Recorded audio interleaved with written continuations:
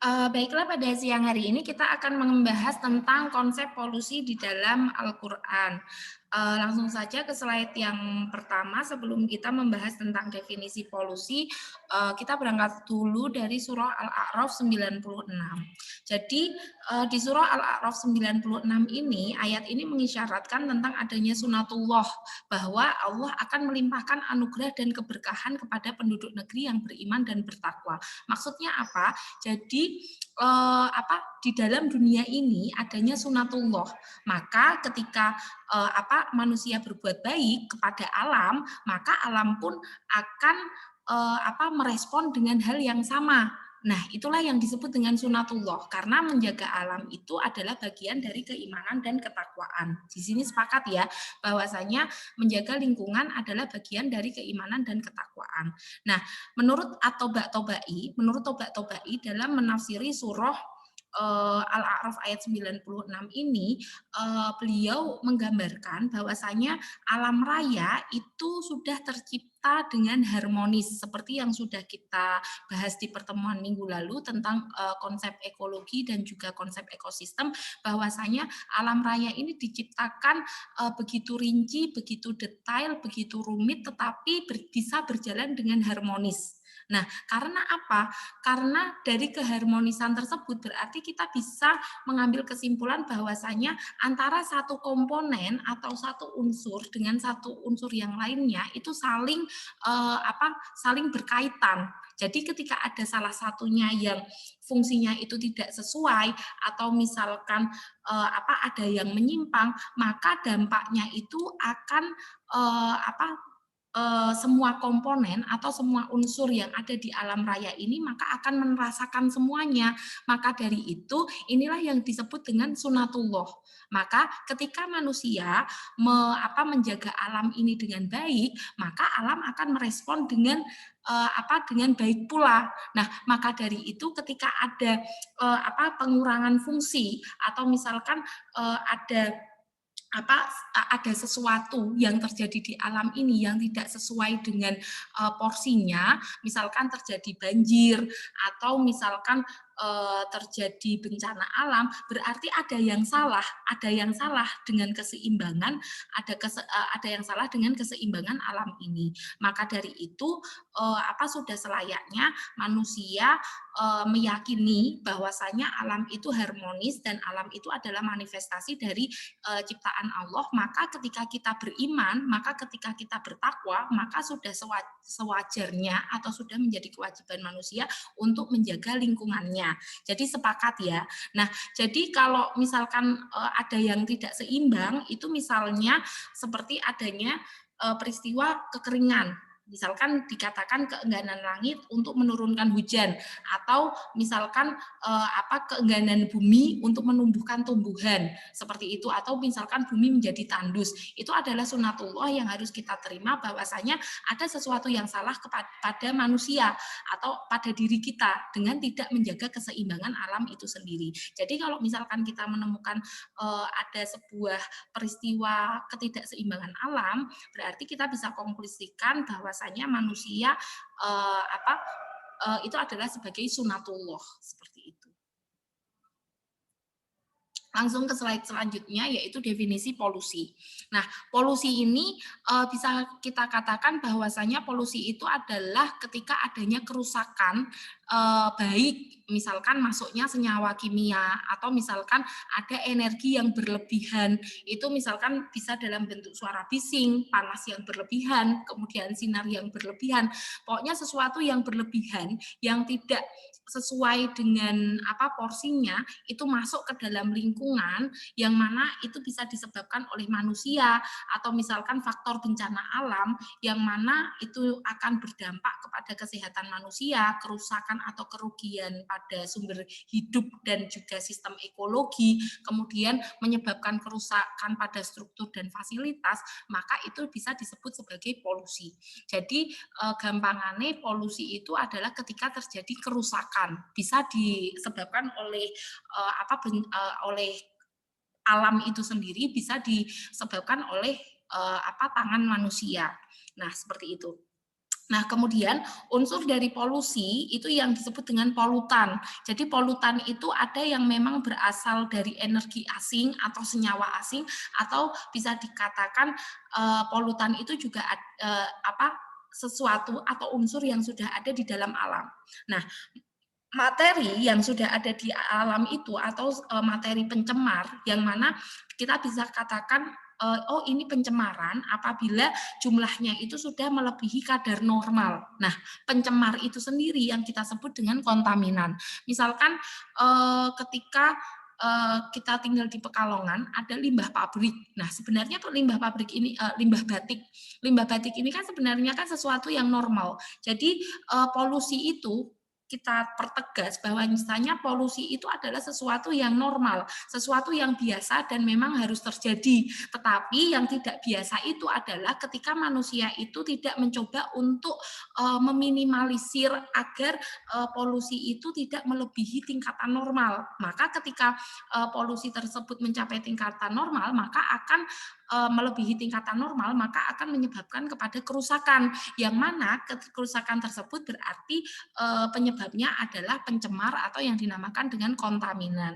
Jadi jelas ya, definisi polusi di sini adalah ketika sesuatu itu rusak atau ketika sesuatu tersebut menuruni penurunan fungsi, tidak seperti biasanya, bisa disebabkan oleh faktor alam, bisa disebabkan oleh faktor manusia. Itu yang disebut dengan polusi. Nah, kemudian masuk kepada pembahasan polusi di dalam Al-Qur'an. Karena kita membahas polusi, maka kita harus menentukan dulu term mana yang akan kita pakai untuk menentukan ayat-ayat Al-Qur'annya. Nah, kita memakai term fasad. Nah, karena tadi itu kan polusi itu lekat dengan kerusakan, maka kita pilih term fasad. Nah, saya mengambil referensi dari kitab Al-Asbah wan Nadhair fil Qur'anil Karim karya Muqatil bin Sulaiman. Jadi di dalam tafsirnya al-fasad ini dibagi menjadi 6 konteks. Jadi ada 6 konteks fasad.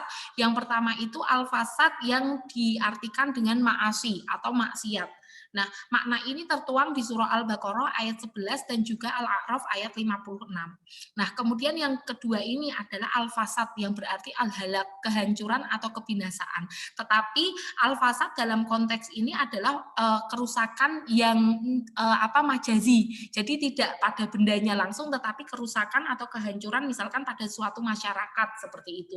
Nah, itu tertuang di surah Al-Isra ayat 4, kemudian Al-Anbiya ayat 22, kemudian ada Al-Mu'minun ayat 71. Jadi kehancuran di sini yang disebut adalah kehancuran secara majazi ya, bukan secara benda. Nah, kemudian yang ketiga adalah al-fasad yang berarti kohtul mator atau wakil lantun nabat, yaitu kohtul mator itu artinya adalah jarangnya hujan, berarti kalau jarangnya hujan berarti terjadi kekeringan. Nah, kemudian kilatun nabat adalah sedikitnya tumbuhan atau misalkan bumi ini menjadi tandus.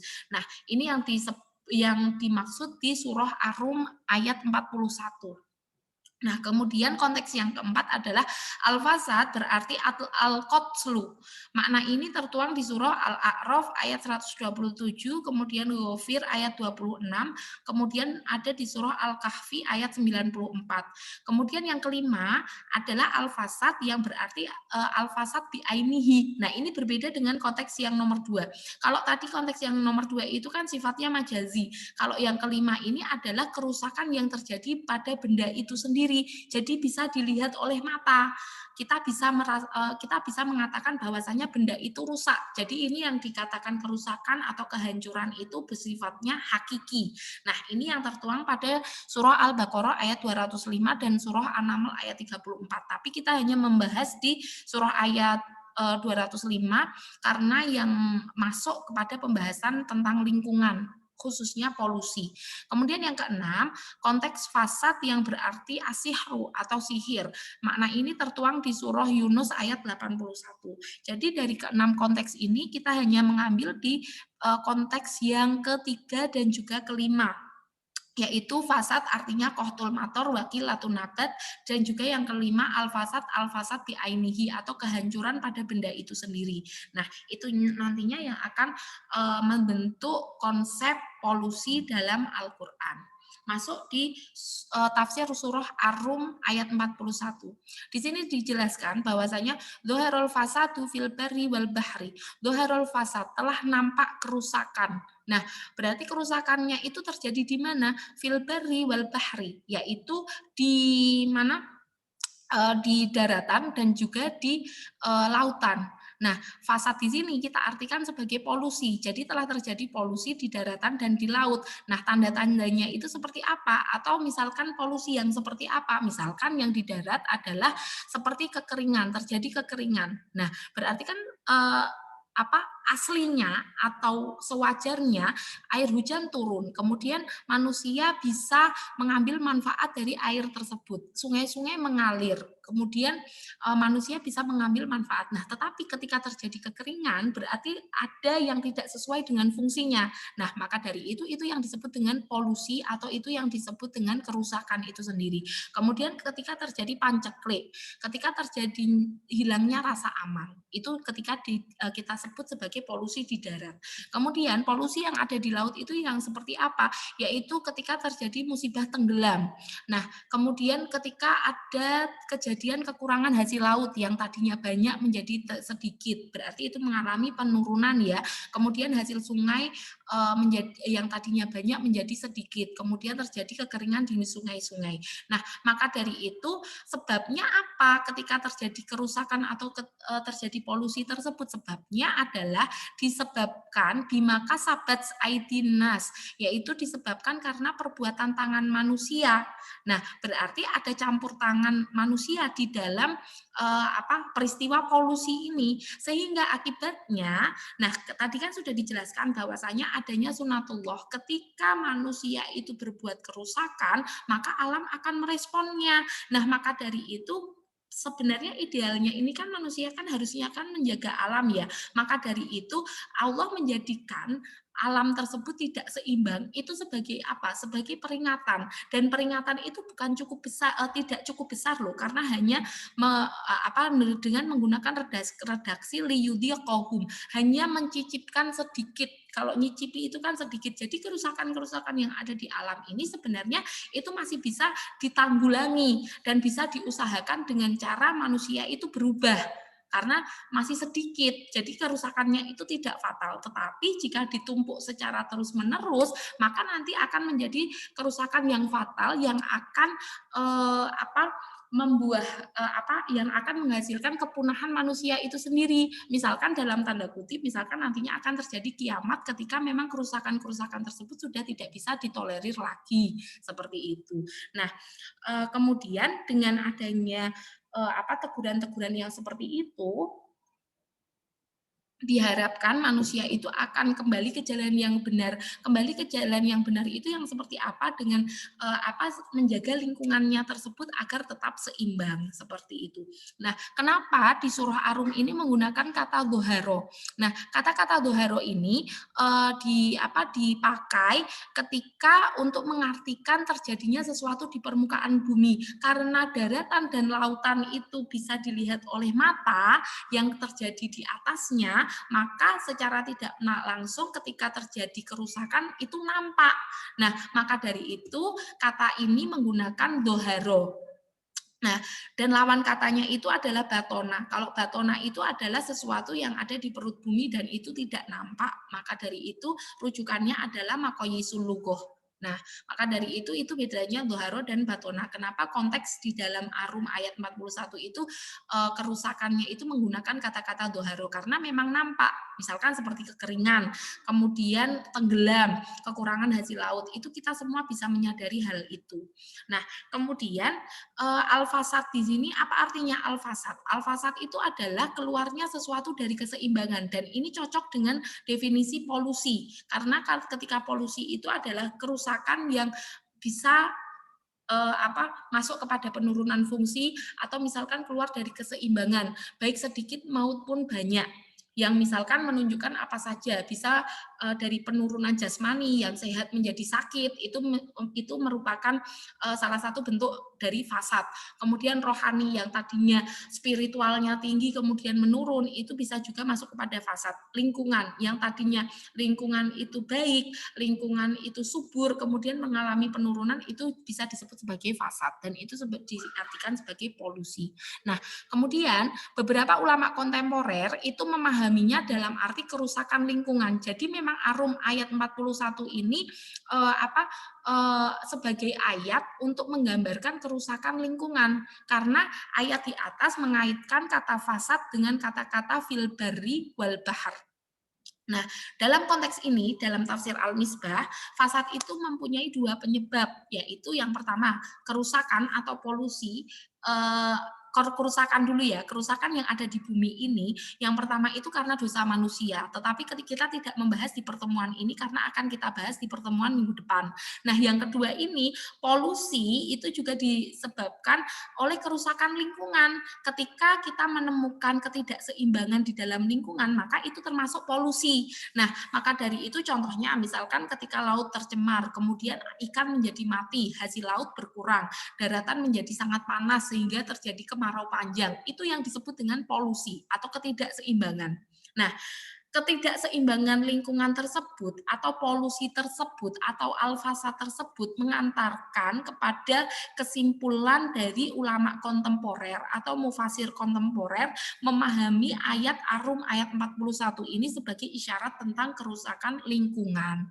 Nah, karena kalau ada yang bertanya, mengapa kok di dalam surah Ar-Rum ayat 41 ini hanya disebutkan kerusakan yang ada di daratan dan juga di laut. Kenapa kok tidak di angkasa juga disebutkan? Karena konteksnya ketika ayat ini turun, memang pengetahuan manusia belum menjangkau tentang pengetahuan angkasa dan belum membahas tentang polusi, membahas tentang polusi udara khususnya.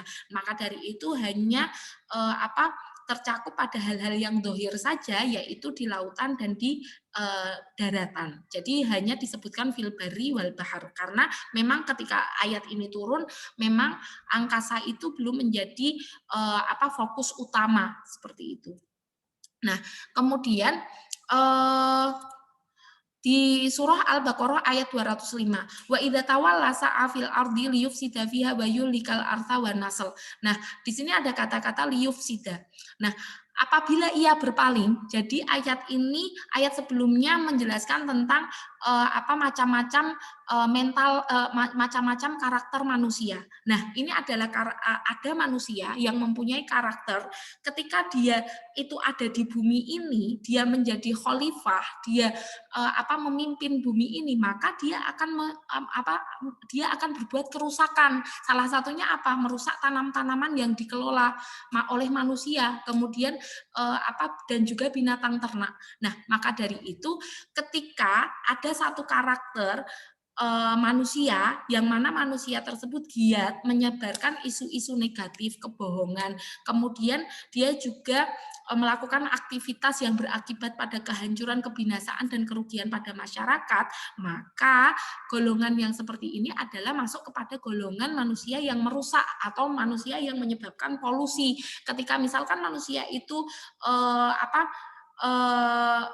merusak, mengambil manfaat dari pohon, mengambil kayu-kayunya, kemudian dia tidak menggantinya atau tidak menanam pohon kembali, maka itu yang disebut dengan mental perusak.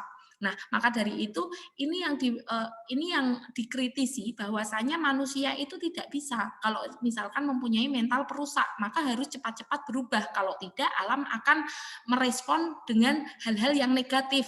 Nah, maka dari itu al-fasad di sini dijelaskan bahwasanya al-fasad ini berarti kekurangan dalam segala hal yang dibutuhkan oleh makhluk hidup. Jadi ketika makhluk hidup itu mengambil secara sembarangan, maka secara otomatis ketika tidak diperbaharui lagi, maka itu akan mengalami penurunan, dan itulah yang disebut dengan polusi seperti itu.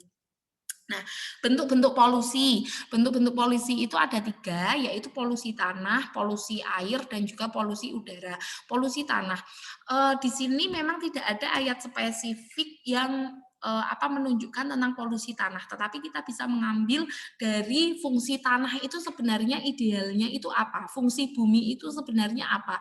Dan ini dijelaskan di surah An-Nazi'at ayat 30 sampai 33. Jadi dan bumi ketika Allah itu kan menciptakan pertama kali itu adalah langit dan bumi, tetapi belum terhampar. Nah, belum terhampar ini maksudnya apa? Yaitu belum siap bumi, kemudian belum siap bumi, kemudian airnya dihamparkan. Dahaha. Nah, maksudnya dihamparkan itu apa? Berarti bumi ini sudah siap huni. Berarti salah satu dari fungsi bumi ini adalah untuk dihuni oleh manusia, tumbuhan dan juga hewan. Jadi itu adalah fungsi bumi. Ketika bumi mengalami penurunan dalam fungsinya, maka sudah masuk kepada fase polusi bumi atau polusi tanah. Nah, dari bumi itu juga diterangkan bahwasanya untuk itulah dia mengeluarkan dari bumi, yakni dari perut bumi, air. Nah, ketika air itu mengalami pengurangan, maka secara otomatis kita bisa mengkonklusikan bahwasanya adanya pencemaran tanah atau polusi tanah. Nah, kemudian ketika bumi ini tidak ideal lagi sebagai tempat penggembala karena makin sedikitnya tumbuhan, maka itulah yang bisa kita sebut sebagai polusi bumi. Kemudian gunung-gunung dipancangkan. Nah, gunung-gunung ini fungsinya apa? Gunung-gunung ini fungsinya adalah agar bumi itu tidak oleng dari peredarannya. Jadi gunung itu adalah sebagai pasak bumi. Nah, maka dari itu ketika berarti bumi itu mempunyai tiga fungsi, yaitu sebagai tempat tinggal. Kemudian yang kedua adalah untuk mengeluarkan air, karena air tanah itu kan keluarnya dari tanah. Kemudian yang ketiga itu adalah sebagai tempat di mana tumbuh-tumbuhan itu hidup sehingga manusia dan hewan itu bisa mengambil kemaslahatan dari bumi tersebut. Ketika tiga fungsi ini turun, maka itulah yang disebut dengan polusi tanah atau polusi bumi. Misalkan tanah yang subur kemudian menjadi gersang, tanah yang layak huni menjadi tidak layak huni. Maka bisa dikatakan ketika esensi dari An-Nazi'at ayat 30 sampai 33 ini berkurang, maka telah terjadi polusi bumi atau polusi tanah. Begitu juga dengan air. Di sini dikatakan di surah Al-An'am ayat 99 bahwasanya air itu berguna untuk menumbuhkan tumbuh-tumbuhan sehingga tumbuh-tumbuhan itu menghijau, yang mana akhirnya tumbuh-tumbuhan itu bisa dimanfaatkan oleh manusia dan juga hewan. Dan di surah An-Nazi'at ayat 30 sampai 33 ini juga disebutkan bahwasanya air itu adalah sebagai sumber kehidupan. Karena apa? Ketika bumi ini dikatakan siap huni, maka salah satu tolak ukurnya adalah di bumi itu tersedia air. Nah, berarti bisa kita konklusikan berarti ketika tidak ada air, maka seluruh makhluk yang ada di bumi ini tidak bisa melangsungkan kehidupan. Nah, ketika air itu berkurang atau misalkan tidak ada sama sekali sampai tidak ada sama sekali, berarti secara otomatis sudah terjadi ketidakseimbangan pada air. Misalkan ketika banyak senyawa-senyawa kimia yang merusak kejernihan air itu sendiri atau air tersebut menjadi tidak sehat, maka secara otomatis itu sudah masuk kepada polusi air. Nah, kemudian langsung kepada polusi udara. Nah, polusi udara di sini menggunakan term ariyah, rihun, angin. Nah, jadi kalau ariyah di sini adalah angin itu adalah salah satu yang sebagai salah satu yang terlibat ketika terjadinya hujan atau misalkan salah satu unsur agar terjadi hujan itu adalah angin, karena di sini dijelaskan bahwasanya angin itu memikul angin-angin itu telah memikul, jadi mengandung awan yang berat yang akhirnya nanti akan menjadi hujan. Nah, maka dari itu udara itu sangat penting karena satu, manusia tidak bisa hidup tanpa udara karena manusia itu butuh bernapas. Nah, kemudian angin-angin itu juga sangat fungsinya itu sangat signifikan akan terjadinya hujan, yang mana hujan itu akan menghasilkan air. Jadi ketika udara ini terganggu atau tidak seimbang, maka otomatis yang kena dampaknya adalah manusia. Nah, Al-Qur'an menggunakan bentuk jamak yaitu ariyah. Angin yang dimaksud di sini adalah angin yang membawa rahmat atau bisa dikatakan angin di sini akan membawa hujan maupun kesegaran, yaitu manusia bisa bernapas dengan lega seperti itu karena udara yang dibawa itu adalah udara-udara yang sehat yang memang tidak terkontaminasi dengan polusi. Nah, sedangkan ketika kita melihat di dalam konteks Al-Qur'annya ketika itu berbentuk tunggal, rihun itu mengandung makna bencana. Nanti bisa di cross check sendiri ya. Jadi jelas bahwasanya polusi itu ada 3, yaitu polusi tanah, air, udara. Jadi yang tersirat di dalam Al-Qur'an ketika fungsinya itu terganggu, maka sudah pasti itu terjadi polusi udara. Sudah pasti itu terjadi polusi atau kerusakan seperti itu. Nah, faktor-faktor penyebab polusi. Jadi sebenarnya polusi itu tidak bisa kita hindari ya, tetapi minimal harus kita reduksi atau agak gimana caranya biar tidak melebihi batas normal. Dan penyebab-penyebab polusi itu ada beberapa faktor. Yang pertama itu adalah faktor kemiskinan.